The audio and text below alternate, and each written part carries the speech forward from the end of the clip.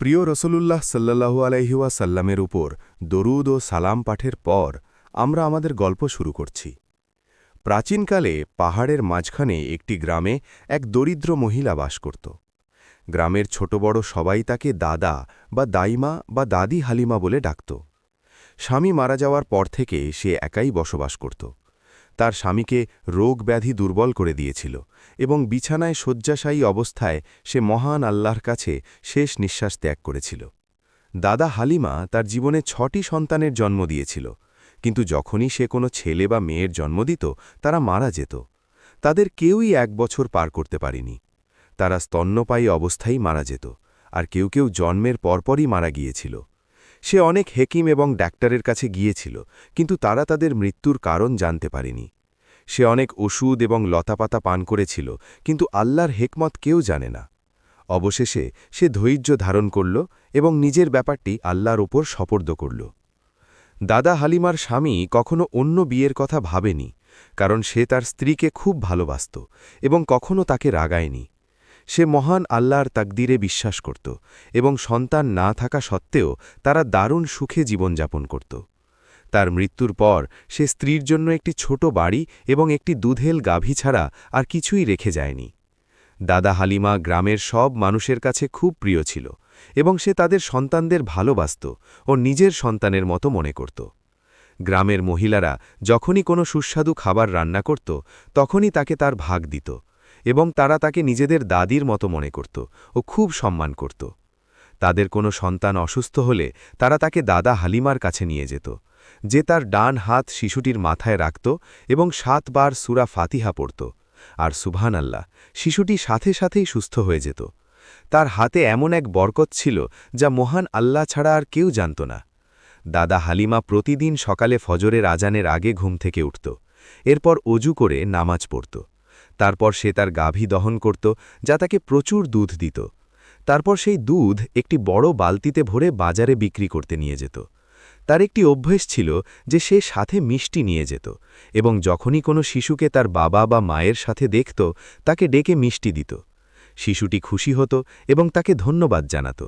সে শিশুটিকে জড়িয়ে ধরত এবং সেই মাতৃত্বের স্নেহ অনুভব করত যা সে তার জীবনে হারিয়েছিল, আর এতে সে খুব আনন্দ পেত। একদিন দাদা হালিমা বরাবরের মতোই ভোরে ঘুম থেকে উঠল এবং দুধে ভরা বালতি নিয়ে বাজারে বিক্রি করতে গেল। সে তার জায়গায় বসল এবং মানুষ তার দুধ কিনতে শুরু করল, কারণ এর স্বাদ খুব চমৎকার ছিল এবং এর উচ্চ মানের জন্য এটি পরিচিত ছিল।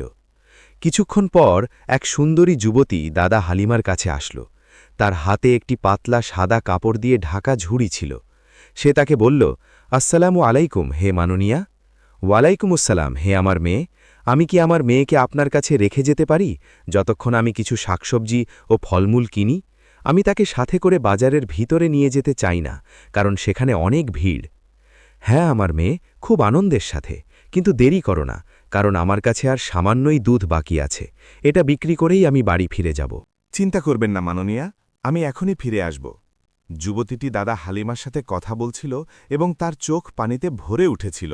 তখন দাদা হালিমা তাকে জিজ্ঞেস করল, তোমার কি হয়েছে মেয়ে? আমার মনে হচ্ছে তুমি ঠিক নেই।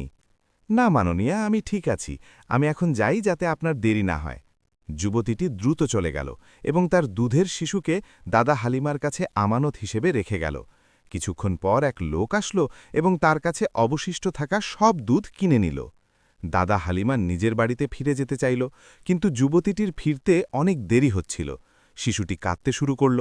দাদা হালিমা ঝুড়ির উপর থেকে কাপড় সরাল এবং দেখল শিশুটি তীব্র ক্ষুধায় কাঁদছে। বাজার মানুষশূন্য হতে শুরু করল, কিন্তু যুবতী তার শিশুর কাছে ফিরে আসলো না। দাদা হালিমা উদ্বিগ্ন হতে শুরু করল এবং তার পাশে বসা প্রতিবেশী, যে তেল ও জলপাই বিক্রি করত, তাকে জিজ্ঞেস করল। লোকটি তার জিনিসপত্র গুছাচ্ছিল এবং বাড়ি ফিরে যেতে চাইছিল। সে তাকে বলল, জনাব আহমদ, আপনি কি ওই শিশুটির মা সেই যুবতীটিকে দেখেছেন? সে বাজার থেকে কিছু শাকসবজি ও ফলমূল কেনার জন্য তাকে আমার কাছে আমানত হিসেবে রেখে গিয়েছিল, কিন্তু তার দেরি হচ্ছে।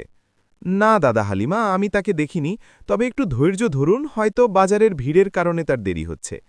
আপনি ঠিক বলেছেন জনাব আহমদ, আমি একটু অপেক্ষা করব।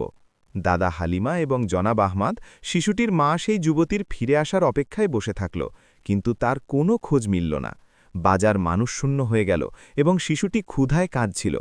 দাদা হালিমা বুঝতে পারছিল না সে কি করবে। তখন জনাব আহমদ তাকে বলল, আমরা অপেক্ষা করতে করতে ক্লান্ত হয়ে পড়েছি, অথচ শিশুটির মা আসেনি এবং বাজারও মানুষশূন্য হয়ে গেছে। চলুন আমরা চলে যাই। শিশুটি আর সহ্য করতে পারছে না, তার ক্ষুধা তীব্র হয়েছে। আগামীকাল আপনি তাকে আপনার সাথে বাজারে নিয়ে আসবেন, হয়তো তার মা আসবে। আপনি ঠিক বলেছেন জনাব আহমদ, শিশুটি ক্ষুধার্ত, চলুন যাই। জনাব আহমদ তার সাইকেলে চড়ল এবং দাদা হালিমাকে বিদায় জানাল। ওদিকে দাদা হালিমা শিশুটিকে নিয়ে নিজের বাড়িতে ফিরে গেল।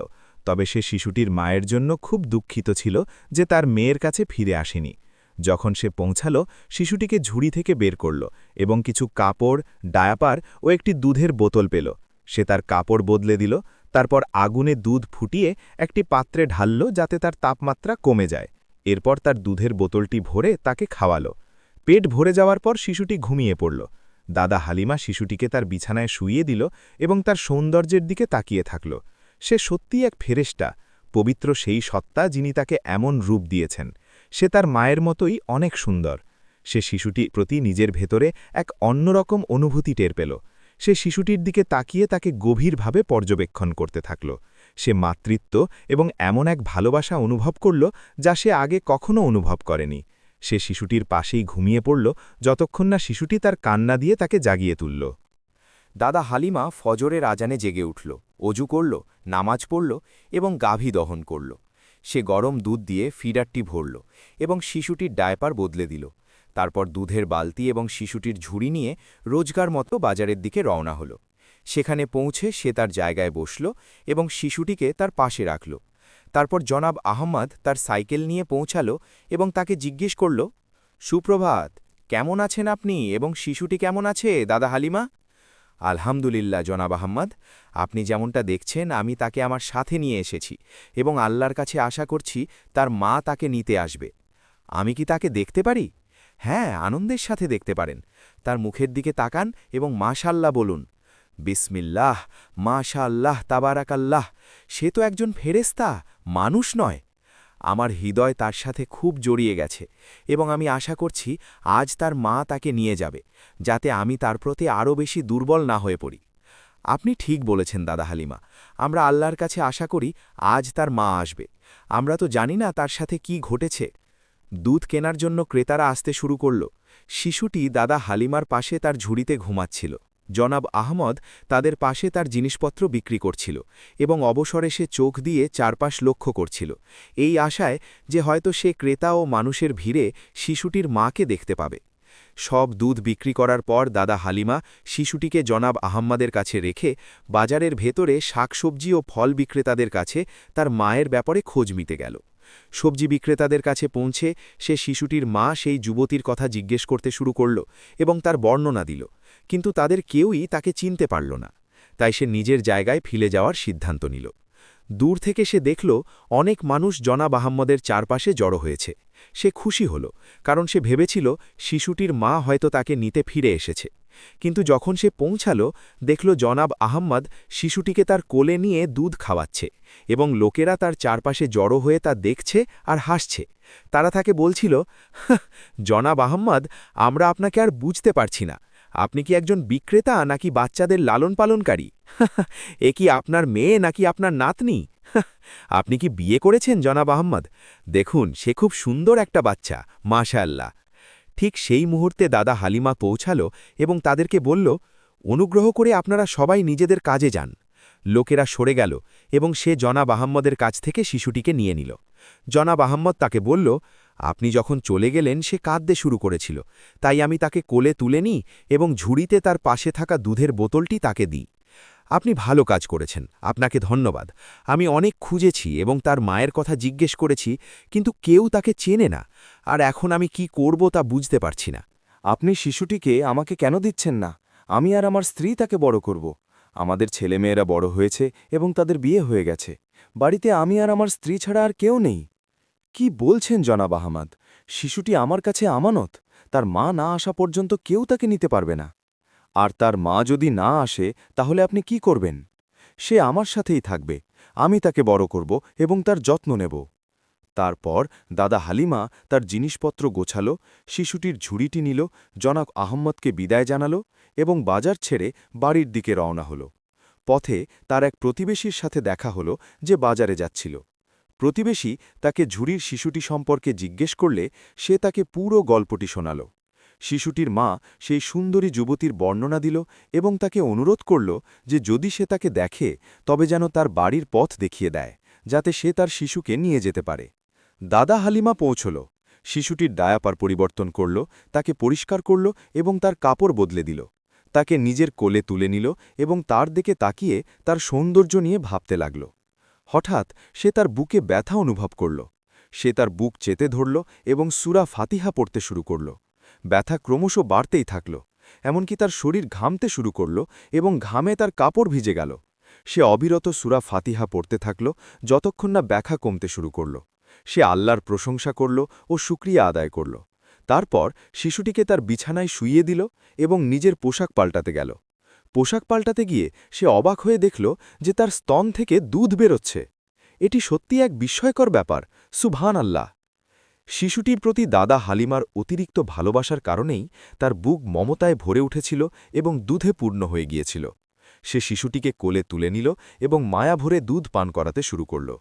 এদিকে দাদা হালিমা কেঁদে ফেলল, কারণ সে তার সাথে ঘটে যাওয়া এই ঘটনাটিকে মহান আল্লাহর পক্ষ থেকে এক অলৌকিক নিদর্শন হিসেবে মেনে নিয়েছিল। পরের দিন দাদা হালিমা যে শিশুটির যত্ন নিচ্ছে সে খবর পুরো গ্রামে ছড়িয়ে পড়ল। শিশুটিকে দেখার জন্য প্রতিবেশী এবং গ্রামের মহিলারা তার বাড়িতে আসতে শুরু করল। তারা তার জন্য কাপড় ও ডায়াপার নিয়ে আসলো, পাশাপাশি দাদা হালিমার জন্য খাবারও নিয়ে আসলো। একজন প্রতিবেশী তাকে বলল, ১ সপ্তাহ পার হয়ে গেল আর শিশুটির মায়ের কোনো খোঁজ পাওয়া গেল না। এর মানে হল সে এখন তোমার মেয়ে হয়ে গেছে। তোমার উচিত তার জন্য একটি সুন্দর নাম বেছে নেওয়া। তুমি ঠিক বলেছ প্রতিবেশী, আমি তার প্রতি খুব বেশি অনুরক্ত হয়ে পড়েছি। সে আমার জীবনকে আলোকিত করেছে এবং আমার বাড়িতে আনন্দ, খুশি ও উচ্ছ্বাস বয়ে এনেছে। তাই আমি তার নাম রাখব ফারাহ। শিশু ফারাহ যখন থেকে দাদা হালিমার বাড়িতে এসেছিল তখন থেকে সে বুঝতে পারছিল না যে তার জন্য কোথা থেকে এত কল্যাণ, রিজিক, স্বাস্থ্য এবং সুখ ঝরে পড়ছে। সে বাজারে দুধ বিক্রি করা ছেড়ে দিয়েছিল এবং তার সমস্ত সময় ফারাহকে দিয়েছিল, যে ধীরে ধীরে বড় হতে শুরু করেছিল। তার বাড়ি সবসময় গ্রামের মহিলাদের দ্বারা পূর্ণ থাকত। তারা প্রতিদিন এসে ফারার খোঁজ নিত এবং তাদের ছেলেমেয়েরা তার সাথে খেলা করত। ফারার বয়স ৬ বছর হলে দাদা হালিমা তাকে কুরআন, ধর্মের মূলনীতি এবং ফিক শেখার জন্য মসজিদে ভর্তি করে দিল। তাদের সময় মেয়েরা মসজিদে গিয়ে পড়াশোনা করত না, কারণ তখন কেবল ছেলেরাই কুরআন শিখত। কিন্তু দাদা হালিমা জেদ ধরেছিল যে তার মেয়ে ফারা কোরআন এবং ধর্মের মূলনীতি শিখবেই। ফারা শিখতে মসজিদে প্রবেশ করল এবং তার সাথে গ্রামের আরও অনেক মেয়ে কোরআন শেখার ও মুখস্থ করার জন্য মসজিদে যোগ দিল। দাদা হালিমা প্রতিদিন সকালে তাদের নিয়ে যেত এবং মসজিদের পাশে তাদের জন্য অপেক্ষা করত। যখন ক্লাস শেষ হতো তখন সে তাদের বাড়ি পৌঁছে দিত। ফারা ধীরে ধীরে বড় হতে লাগল। সে পবিত্র কোরআন মুখস্থ করল এবং ফিক ও দিনের মূলনীতি শিখল। সে মসজিদ থেকে বই এনে বাড়িতে পড়ত। সে পড়াশোনা ও অধ্যয়ন করতে খুব ভালোবাসত। ফারা ১৬ বছর বয়সে পদার্পণ করল এবং সে গোটা গ্রামের সবচেয়ে সুন্দর ও মিষ্টি মেয়েতে পরিণত হল। যুবকরা তাকে বিয়ের প্রস্তাব দেবার জন্য প্রতিযোগিতা করত, কিন্তু দাদা হালিমা অল্প বয়সে তার মেয়েকে বিয়ে দিতে চাইত না। ফারা তার গল্প জানত এবং সে এটাও জানত যে দাদা হালিমা তার আসল মা নয়, কিন্তু সে কখনো তার জন্মদাত্রী মাকে খোঁজার বা তার সম্পর্কে জিজ্ঞাসা করার কথা ভাবেনি, কারণ সে দাদা হালিমার সাথে খুব সুখে জীবনযাপন করত এবং তাকে নিজের আসল মায়ের মতোই ভালোবাসত। কখনো কখনো তো সে দাদা হালিমার শোনানো নিজের গল্পটাও বিশ্বাস করতে চাইত না। গ্রীষ্মের এক উত্তপ্ত দিনে দাদা হালিমা ও গ্রামের মহিলারা যখন উপত্যকায় উল ধুচ্ছিল তখন ফারা গ্রামের মেয়েদের সাথে বসেছিল। তারা খেলা করছিল এবং উপত্যকার পানিতে গোসল করছিল। তখন রাজার ছেলে যুবরাজ, সুলতান এবং তার উজির উপত্যকার পাশে একটি গাছের নিচে বিশ্রাম নিতে চাইছিল। উজির মহিলাদের কথা বলার শব্দ শুনতে পেল এবং গাছের ফাঁক দিয়ে উকি দিল। সে ফারার সৌন্দর্যে মুগ্ধ হয়ে গেল। মেয়েদের মাঝখান থেকে তার চেহারা যেন আলুর মতো ঠিকরে পড়ছিল। সে যুবরাজকে বলল, হে আমার প্রভু যুবরাজ, আসুন এবং ওই মেয়েটির সৌন্দর্য দেখুন। আমাকে বিশ্রাম করতে দাও, আমি গ্রামের মেয়েদের সৌন্দর্য সম্পর্কে জানি। না, হে আমার প্রভু যুবরাজ, আমি এমন মেয়ে আগে কখনো দেখিনি। সে তো এই গ্রামের জন্য এক অচেনা রত্ন মনে হচ্ছে। যুবরাজ তার জায়গা থেকে উঠে দাঁড়াল এবং তার উজির সেই সুন্দরী মেয়েটির সম্পর্কে যা বলেছিল তা দেখতে গেল। যখন সে তাকে দেখল, তার সৌন্দর্যে মুগ্ধ হয়ে গেল এবং তার উজিরকে বলল, পবিত্র সেই সত্তা যিনি তাকে সৃষ্টি করেছেন, তোমাকে তার সম্পর্কে সবকিছু জানতে হবে। সে কোথায় থাকে এবং কোথা থেকে এসেছে তা বের করতে হবে। জি আচ্ছা, হে আমার প্রভু যুবরাজ, আজই আপনার কাছে তার সব খবর থাকবে। দাদা হালিমা ও তার প্রতিবেশীরা উল ধোয়া শেষ করল। তারা কিছুক্ষণ অপেক্ষা করল, যতক্ষণ না সেগুলো কড়া রোদে শুকিয়ে যায় এবং ওজন হালকা হয়ে আসে। তারপর সেগুলো বয়ে নিয়ে যার যার বাড়িতে ফিরে গেল। ওদিকে উজিরের নজর ফারার ওপরই ছিল। সে তাদের অলক্ষ্যে তাদের অনুসরণ করল, যতক্ষণ না তারা তাদের বাড়িতে পৌঁছাল। সে তাকে মা বলে ডাকতে শুনল এবং বুঝতে পারল যে তিনি তার মা। তারা দুজন খুব গরিব এবং গ্রামের একটি ছোট বাড়িতে বাস করে। সে আরও জানতে পারল যে তার নাম ফারা। এরপর সে যুবরাজের কাছে প্রাসাদে ফিরে গেল এবং তাকে সবকিছু জানাল। আমি যা দেখেছি, হে আমার যুবরাজ, গ্রামের সবাই তাদের সম্মান করে এবং আদের অনেক কদর করে। আমি আরও দেখেছি, মেয়েটি উপরতাকা থেকে ফিরে জানালের পাশে বসল এবং একটি বই নিয়ে পড়তে শুরু করল। এটা অসাধারণ, সৌন্দর্য, জ্ঞান এবং সম্মান একই মেয়ের মধ্যে। তুমি আমাকে তার সাথে পরিচিত হতে আগ্রহী করে তুলেছ। চলো, আমরা তাদের বাড়িতে দেখা করতে যাই।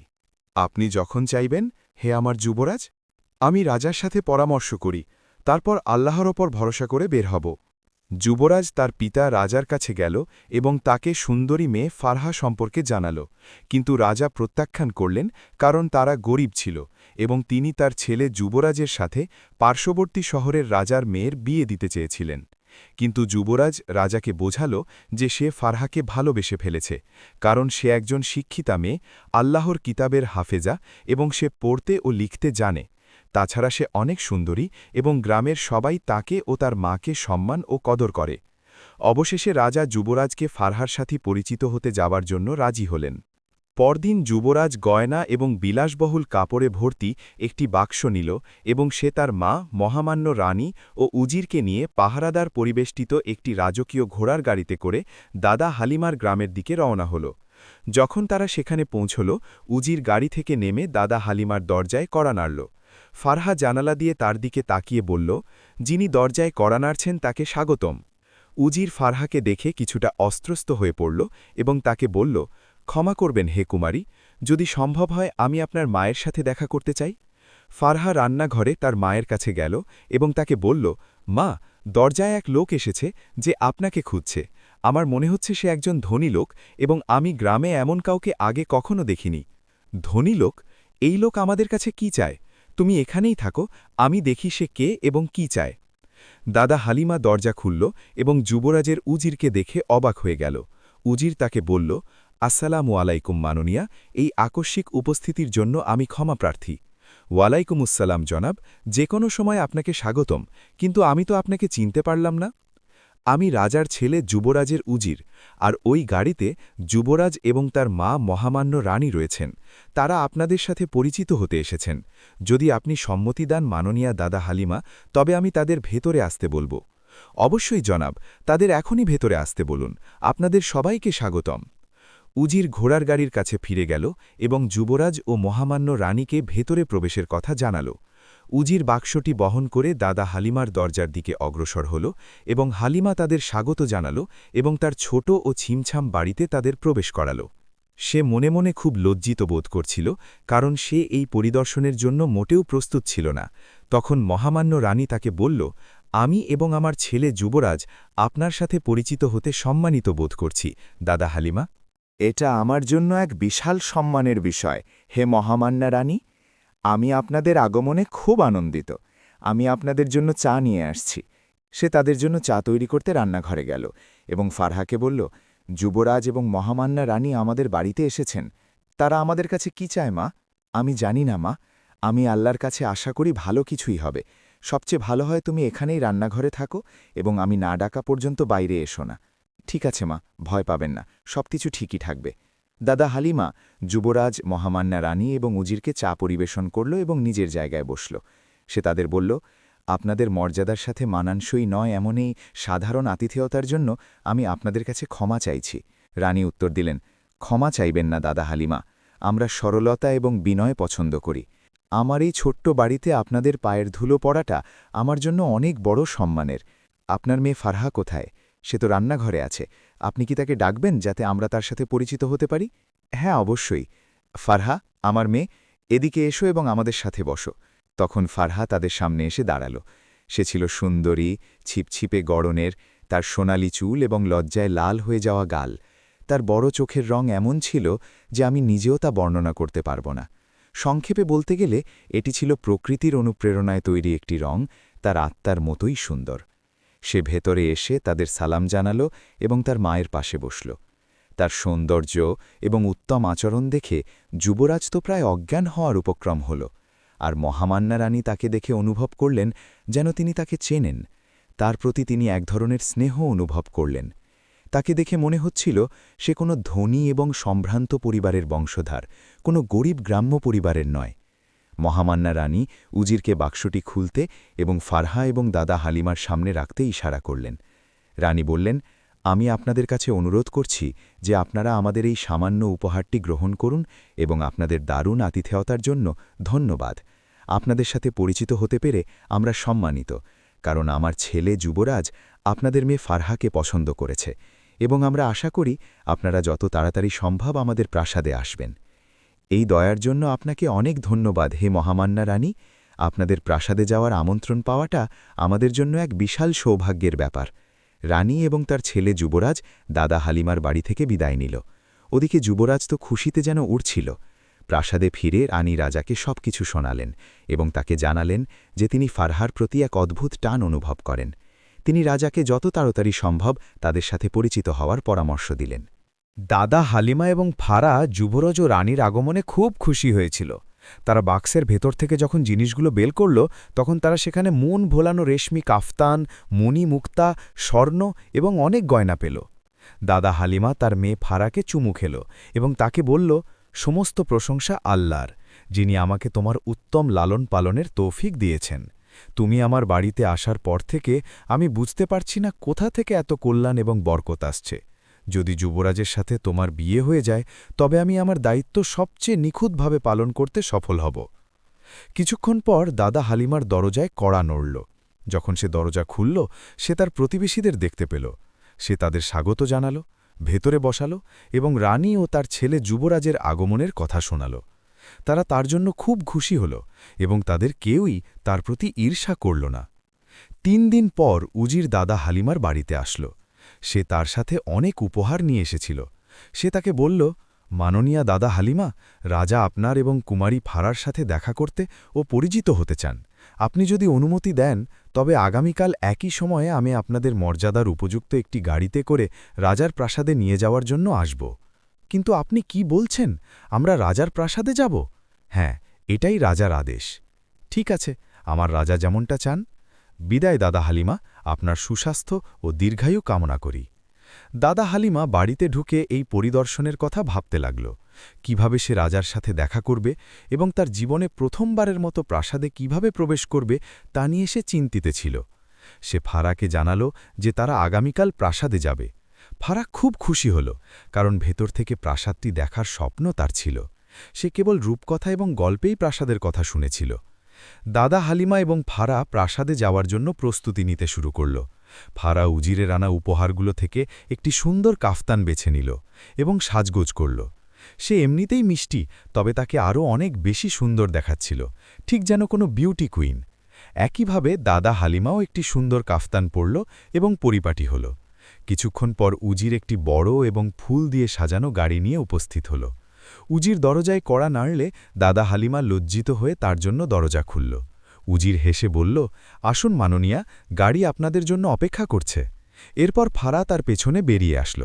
তাকে এক উজ্জ্বল রাজকন্যার মতো দেখাচ্ছিল। তারা গাড়িতে চড়ল এবং প্রাসাদের দিকে রওনা হল। পাহারাদাররা গাড়ির পেছনে ছিল এবং উজির তার ঘোড়ায় চড়ে তাদের সামনে চলছিল। ফারার পৌঁছনোর জন্য যুবরাজ যেন আর তর সহ্য করতে পারছিল না। সে কিছুটা নার্ভাস ছিল। 1 ঘণ্টা পর দূর থেকে গাড়িটি দেখা গেল। রাজা, তার বোন সুলতানা, রানী এবং যুবরাজ ফারা এবং দাদা হালিমাকে স্বাগত জানাতে প্রস্তুত হলেন। গাড়িটি পৌঁছাল এবং প্রধান ফটক দিয়ে প্রাসাদে প্রবেশ করল। উজির গাড়ির দরজা খুলে দাদা হালিমার হাত ধরে তাকে গাড়ি থেকে নামালো। যুবরাজ সাথে সাথে এগিয়ে এসে ফারার হাত ধরে তাকে গাড়ি থেকে নামালো এবং নিচু স্বরে তাকে বলল, তোমাকে স্বাগতম। আজ তোমার প্রাসাদে আগমনে আমি খুব খুশি। ফারা হাসল এবং লজ্জা পেল। তারপর তারা প্রাসাদে প্রবেশ করল। রাজা তাদের স্বাগত জানালেন এবং দাদা হালিমাকে সালাম জানালেন। যখন তিনি ফারাকে দেখলেন তখন তিনি তার প্রতি এক অবর্ণনীয় টান অনুভব করলেন। তিনি তাকেও সালাম জানালেন এবং রানীও তার পালা এলে তাদের অভ্যর্থনা জানালেন। কিন্তু রাজার বোন সুলতানা যখন দাদা হালিমাকে দেখল, তার মুখ ফ্যাকাশে হয়ে গেল। সে ভয় পেল এবং তার চোখ পানিতে ভরে গেল। সে দাদা হালিমাকে সালাম জানাল এবং কাঁদতে শুরু করল। ফারা যখন তার কাছে পৌঁছাল তখন তার পরিচারিকারা তাকে সামলাল এবং সাথে সাথে একজন হেকিমা এসে তাকে একটি শান্ত করার পানীয় দিলেন। কিছুক্ষণ পর সে শান্ত হল। ওদিকে ফারা ভয় পেয়ে তাদের বাড়িতে ফিরে যাওয়ার কথা বলল, কিন্তু রাজা তাদের চলে যেতে বাধা দিলেন এবং তাদের বললেন, ভয় পেও না, আমার বোন প্রায়ই অসুস্থ থাকে এবং আমরা তার কোনো চিকিৎসা জানি না। সে হাসি বা আনন্দ কি জিনিস তা জানে না। সে সারা জীবন ধরে বিষণ্ণ এবং কাঁদে, আর আমরা এর কারণ জানি না। কিছুক্ষণ পর রাজার বোন সুলতানা শান্ত হল এবং হেকিমাকে তাকে অতিথি কক্ষে নিয়ে যাওয়ার নির্দেশ দিল, কিন্তু হেকিমা তাকে একটু বিশ্রাম নিতে বললেন। সুলতানা উত্তর দিল, আমার ওষুধ ওই অতিথি কক্ষেই আছে এবং আমি আজ সেই রহস্যটি উন্মোচন করব, যা আমাকে সব সময় কষ্ট দিয়েছে এবং এখনও দিচ্ছে। এরপর হেকিমা তাকে অতিথি কক্ষে নামিয়ে আনল। তাকে দেখে রাজা বললেন, বোন আমার, তোমার নিজের ঘরে বিশ্রাম নেওয়া চাই ভালো। না ভাইয়া, আমার আত্মা অনেক ক্লান্ত হয়ে পড়েছে এবং আমি আর সহ্য করতে পারছি না। দাদা হালিমা তাকে বলল, আমার মেয়ে, আমরা এই পরিদর্শনের জন্য ক্ষমা প্রার্থী। আমাদের উপস্থিতি যদি আপনাকে বিরক্ত করে তবে আমরা এখনই চলে যেতে পারি। না না দাদা হালিমা, আমি আজ আপনাকে অনেক ধন্যবাদ জানাচ্ছি, কারণ আপনি আমার মূল্যবান রত্নটিকে রক্ষা করেছেন। আমি কিছুই বুঝতে পারলাম না মা, আপনি কোন রত্নের কথা বলছেন? সুলতানা রাজার দিকে তাকাল। তিনি তাকে বললেন, আমি তোমাকে নিরাপত্তা দিচ্ছি, তোমার মনে যা আছে সব খুলে বলো। সুলতানা বলল, আমি ফারার আসল মা। জায়গাটিতে পিনপতন নীরবতা নেমে আসল এবং সবাই ধাক্কা খেয়ে দম আটকে ফেলল। দাদা হালিমা বলল, আপনি কি সেই যুবতী যে বাজারে আমার কাছে এসেছিল এবং তার দুধের শিশুকে আমার কাছে রেখে গিয়েছিল? হ্যাঁ, আমিই সে। আমি কেবল আমার শিশু কন্যাকেই রেখে আসিনি, বরং তার সাথে আমি আমার আত্মা, আমার হৃদয় এবং আমার মনও রেখে এসেছিলাম। কিন্তু আমি জানতাম যে আপনি তাকে খুব ভালোভাবে বড় করবেন, কারণ আমি আপনার সম্পর্কে খোঁজ নিয়েছিলাম এবং জানতে পেরেছিলাম যে আপনি সন্তানের জন্য ব্যাকুল এবং আপনার সব সন্তান ছোটবেলায় মারা গেছে। এই জন্যই আমি তাকে আপনার কাছে আমানত হিসাবে রেখে এসেছিলাম। সুলতানা তার জায়গা থেকে উঠল, দাদা হালিমার পায়ে লুটিয়ে পড়ল এবং পায়ে চুমু খেয়ে অঝরে কাঁদতে লাগল। দাদা হালিমা তাকে উঠাল, ইস্তেগফার পড়ল এবং তাকে জড়িয়ে ধরল। তারা দুজনেই একসাথে কাঁদতে শুরু করল। ঠিক সেই সময় ফারা জানতে পারল যে রাজা তার মামা এবং যুবরাজ জানতে পারল যে ফারা তার ফুফাতো বোন। দাদা হালিমা বলল, আপনি কি জানেন না যে আমি তাকে এত বেশি ভালোবেসেছিলাম যে আমার বুক দুধে ভরে গিয়েছিল এবং আমি তাকে আমার বুকের দুধ খাইয়েছিলাম? যখনই আমি তাকে বুকের দুধ খাওয়াতাম, আমার মনে হতো জীবন আমাকে হতাশ করেনি, যেমনটা আমি ভাবতাম।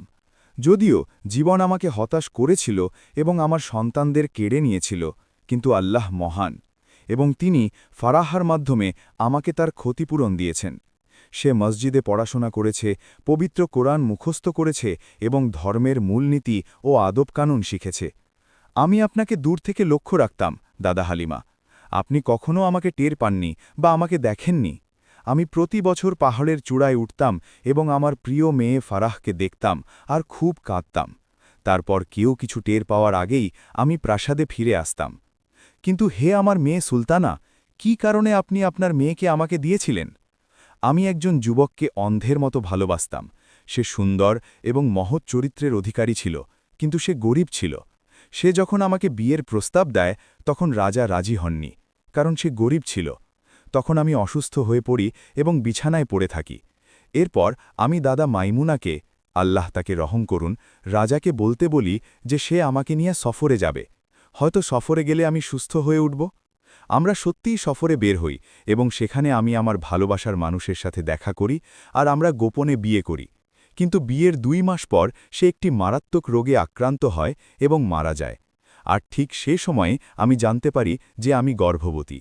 তাই ফারাহার জন্ম না হওয়া পর্যন্ত আমি এবং দাদা মাইমুনা লুকিয়েছিলাম। এরপর দাদা মাইমুনা আমাকে ফারহাকে শহরের একটি ধনী পরিবারের হাতে তুলে দিতে বলল, কিন্তু আমি রাজি হইনি, কারণ আমি চেয়েছিলাম আমার মেয়ে যেন আমার কাছাকাছি থাকে।